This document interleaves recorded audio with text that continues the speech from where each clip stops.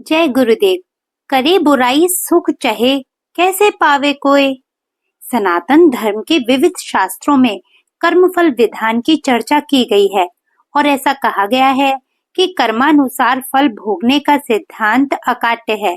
मनुष्य जैसा कर्म करता है उसे आज नहीं तो कल वैसे ही फल अवश्य प्राप्त होता है। ये सुनिश्चित है, अटल है, अमिट है, अकाट्य है। यदि आज हम सुखी हैं तो ये हमारे ही कर्मों का परिणाम है। यदि आज हम दुखी हैं तो ये भी हमारे ही द्वारा किए गए कर्मों का परिणाम है। प्रतिफल है, पुरस्कार है, पारिश्रमिक है। इसलिए आज हमारी वर्तमान स्थिति भली या बुरी जैसी भी हमारे सामने है, वह अतीत में या पूर्व जन्म में हमारे ही द्वारा किए गए शुभ अशुभ, भले बुरे, पाप पुण्य आदि कर्मों का परिणाम है। इसी प्रकार भविष्य में अथवा अगले जन्म में हम जिस किसी भी स्थिति में होंगे वह हमारे द्वारा वर्तमान में किए जा रहे कर्मों अथवा हमारे संचित कर्मों का ही परिणाम होगा। कर्म 3 तरह के होते हैं, क्रियमाण, संचित और प्रारब्ध।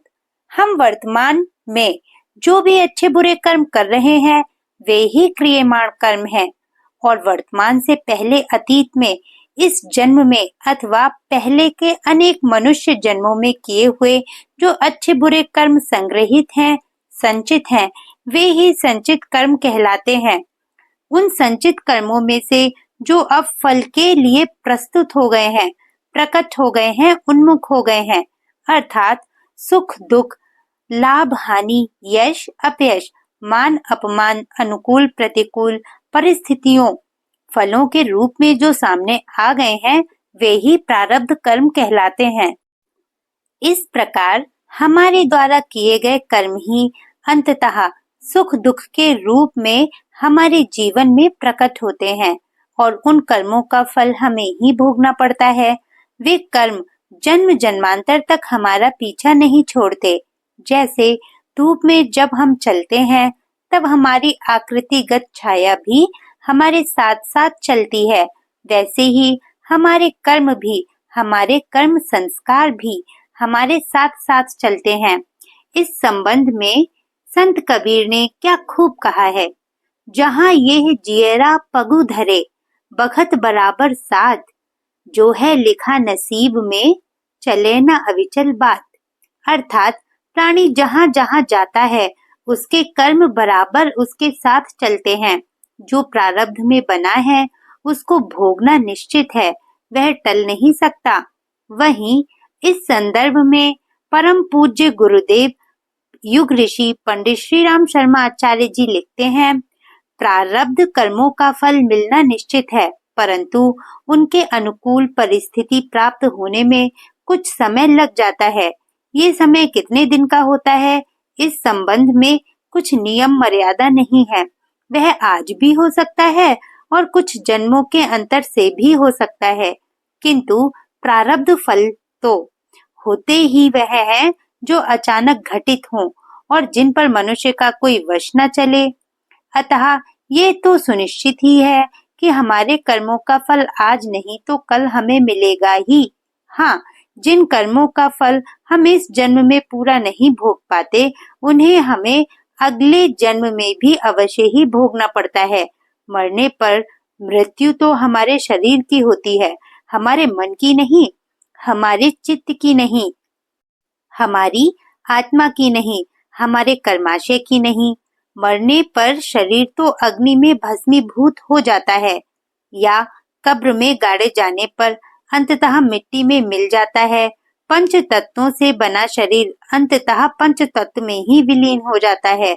हमारे कर्म संस्कार हमारे मन और आत्मा के साथ ही चले जाते हैं और उन कर्म संस्कारों के आधार पर ही हमें नया जीवन मिलता है, नया शरीर मिलता है, नया घर परिवार मिलता है, नई परिस्थितियां मिलती हैं। इसी आधार पर किसी का जन्म किसी कुलीन परिवार में, समृद्ध परिवार में, सुखी परिवार में, तो किसी का जन्म किसी दुखी या दुखियारे के घर में होता है। कोई जन्म लेते ही सोने का पालना पाता है, सुख और ऐश्वर्य में जीता है, तो कोई विषम दुखद परिस्थितियों में जन्म लेकर जीवन भर रोता बिलखता व सिसकता रहता है, पर ऐसा अकारण नहीं हुआ। इन दुखद व सुखद परिस्थितियों में जन्म लेने के मूल में हमारे द्वारा किए गए अच्छे बुरे कर्म ही तो हैं।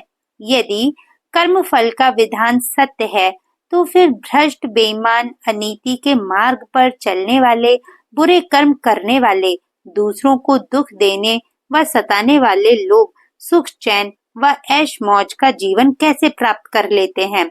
उनके जीवन में तो दुख और वेदना होनी चाहिए। वहीं दूसरी ओर शुभ पुण्य व भलाई के मार्ग पर, नीति के मार्ग पर, धर्म के मार्ग पर चलने वाले लोगों के जीवन में दुख ही दुख देखने को मिलते हैं। ऐसा क्यों? यह सत्य है कि बुरे कर्म करने वाले कुछ समय तक सुख चैन ऐश मौज का जीवन जीते देखे जाते हैं। उनके जीवन में वर्तमान में जो सुख चैन ऐश मौज समृद्धि आदि सुखद परिस्थितियां दिख रही हैं, वे उनके द्वारा अतीत में या पूर्व जन्म में किए गए शुभ कर्मों, पुण्य कर्मों, अच्छे कर्मों का परिणाम है। ये वर्तमान में उनके द्वारा किए जा रहे बुरे कर्मों का परिणाम नहीं। अतीत में उन्होंने जो शुभ कर्मों के बीज बोए थे, वे ही आज वृक्ष बन गए हैं, जिनके मधुर फल उन्हें आज मिल रहे हैं।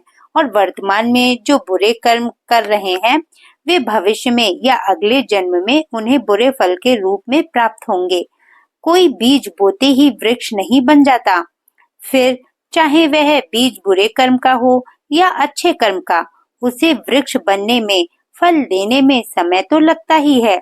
समय आने पर उनमें कर्मानुसार फल लगेंगे ही, ये तो सुनिश्चित है। जैसा कि संत कबीर ने कहा है, करे बुराई सुख चहे, कैसे पावे कोय, रोपे पेड़ बबूल का आम कहाँ ते होए। अर्थात कोई बुरा कर्म करके सुख चाहे तो वह कैसे हो पाएगा। बबूल का वृक्ष लगाकर आम का फल कैसे मिल सकता है।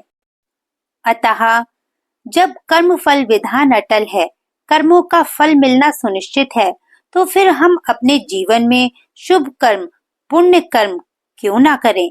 पर हाँ, शुभ कर्मों का फल तो शुभ होगा, पर बंधन तो शुभ कर्मों के संस्कार से भी बनेंगे, जो हमें बांधने वाले होंगे, हमें जन्म मरण के चक्र में भटकाने वाले होंगे।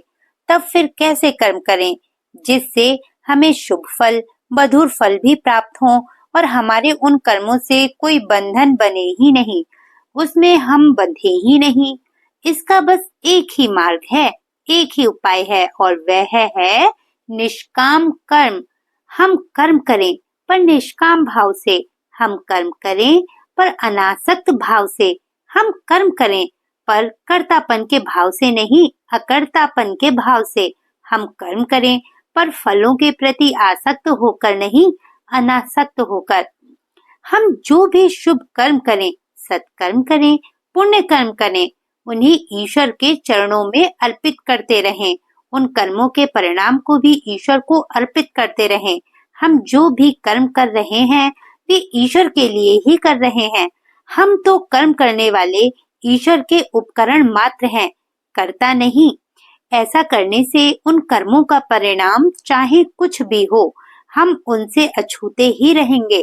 अपने हर कर्म को ईश्वर को अर्पित समर्पित कर देने पर हम सुख दुख, सफलता असफलता, मान अपमान आदि दोनों परिस्थितियों में समभाव की स्थिति में बने रहते हैं।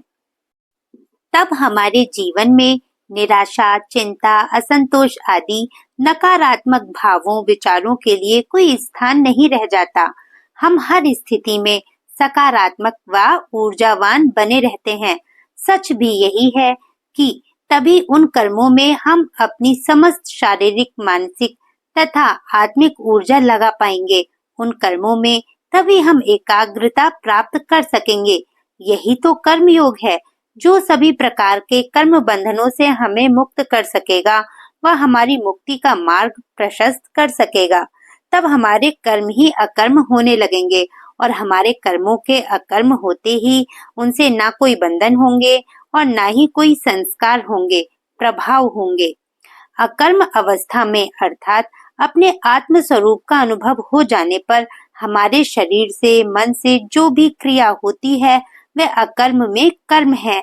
अपने निर्लिप्त स्वरूप का, आत्म स्वरूप का अनुभव ना होने पर हमारे मन से या शरीर से जो क्रियाएं होती हैं वह कर्म बन जाती हैं, बंधन बन जाती हैं।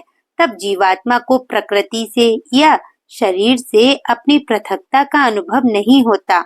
अपने शरीर और प्रकृति से संबंध जोड़ लेने के कारण हमारे शरीर की क्रिया, प्रकृति की क्रिया हमारे लिए कर्म बन जाती है, क्योंकि प्रकृति के साथ, शरीर के साथ संबंध मानने से जीवात्मा का उससे तादात्म्य हो जाता है। तादात्म्य हो जाने से जो प्राकृत वस्तुएं प्राप्त होती हैं या उनके प्रति ममता होती है या आसक्ति होती है, ममता और आसक्ति होने से अप्राप्त वस्तुओं की कामना होती है। इस प्रकार जब तक कामना, ममता, आसक्ति और तादात्म्य रहते हैं तब तक हमारे द्वारा जो भी क्रिया होती है वह कर्म बन जाती है। इसलिए हमारी कोई क्रिया कर्म बने ही नहीं, हमारे हर कर्म में अकर्म घटित होने लगे। इसके लिए हमें हर कर्म को ब्रह्म भाव, ईश्वर भाव के साथ करना चाहिए। हमें अपने आत्म स्वरूप, ब्रह्म स्वरूप में स्थित होकर ही कर्म करना चाहिए। जैसे जाग जाने पर स्वप्न में देखी गई चीजों, वस्तुओं के प्रति व्यक्ति की ममता, आसक्ति नहीं होती, उनसे कोई तादात्म्य नहीं रहता, वैसे ही ब्रह्म भाव में, आत्म भाव में स्थित होकर कर्म करने से कर्म भी अकर्म होने लगता है। फिर उन कर्मों का कोई बंधन, कोई संस्कार कैसे बनेगा? अस्तु, ब्रह्म भाव से किए गए कर्म ही, ईश्वर समर्पित कर्म ही, निष्काम कर्म ही, अनासक्त कर्म ही, अकर्ता भाव से किए गए कर्म ही हमारी हर क्रिया को संस्कार और बंधन की दृष्टि से निष्क्रिय करते हैं। हर क्रिया को कर्म नहीं अकर्म बनाते हैं। वह हमारी हर क्रिया को बंधन रहित और संस्कार रहित बनाते हैं। इस संबंध में आचार्य शंकर ने विवेक चूड़ामणि में कितना सुंदर कहा है। जाग जाने पर जैसे स्वप्नावस्था के कर्म लीन हो जाते हैं, वैसे ही मैं ब्रह्म हूँ ऐसा ज्ञात होते ही करोड़ों कल्पों के संचित कर्म नष्ट हो जाते हैं। स्वप्नावस्था में जो बड़े से बड़ा पुण्य अथवा पाप किया जाता है, क्या जाग जाने पर वह स्वर्ग अथवा नरक की प्राप्ति का कारण हो सकता है? निष्काम कर्म अर्थात कर्म योग के संबंध में स्वामी विवेकानंद ने कितना सटीक कहा है। कर्म योग का अर्थ है मौत के मुंह में भी बिना तर्क वितर्क के सबकी सहायता करना। भले ही तुम लाखों बार ठगे जाओ, पर मुंह से एक बात तक ना निकालो और तुम जो कुछ भले कार्य कर रहे हो उनके संबंध में सोचो तक नहीं। निर्धन के प्रति किए गए उपकार पर गर्व मत करो और न उससे कृतज्ञता की ही आशा रखो, बल्कि तुम ही उसके कृतज्ञ हो ये सोचकर कि उसने तुम्हें दान देने का एक अवसर दिया है। कुछ भी ना मांगो, बदले में कोई चाह ना कोई इच्छा रखो। तुम्हें तो कुछ देना हो तो दे दो बस, वह तुम्हारे पास वापस आ जाएगा, लेकिन आज ही उसका विचार मत करो। वह 1000 गुना हो वापस आएगा, पर तुम अपनी दृष्टि उधर मत रखो। देने की ताकत पैदा करो, दे दो और बस काम खत्म हो गया। प्रकृति तुम्हें देने के लिए बाध्य करेगी, इसलिए स्वेच्छा पूर्वक दे दो। अनासक्त रहो, पर मार्ग की आपत्तियों के संबंध में सोचते मत रहो। चाहे हमें प्रत्येक कार्य में असफलता मिले, हमारे टुकड़े टुकड़े हो जाएं और खून की धार बहने लगे, फिर भी हमें अपना हृदय थाम कर रखना होगा। इन आपत्तियों में ही हमें अपनी ईश्वरत्व की घोषणा करनी होगी। निष्काम और अनासक्त होकर कार्य करने से हमें परम आनंद और मुक्ति की प्राप्ति होगी। अस्तु, यदि हम सभी प्रकार के कर्म बंधनों से मुक्त होना चाहते हैं और सदैव शाश्वत आनंद पाना चाहते हैं, तो हमें भी निष्काम कर्म ही करना चाहिए, अनासक्त कर्म ही करना चाहिए, अकर्ता भाव से ही कर्म करना चाहिए और ईश्वर समर्पित कर्म ही करना चाहिए। जय गुरुदेव।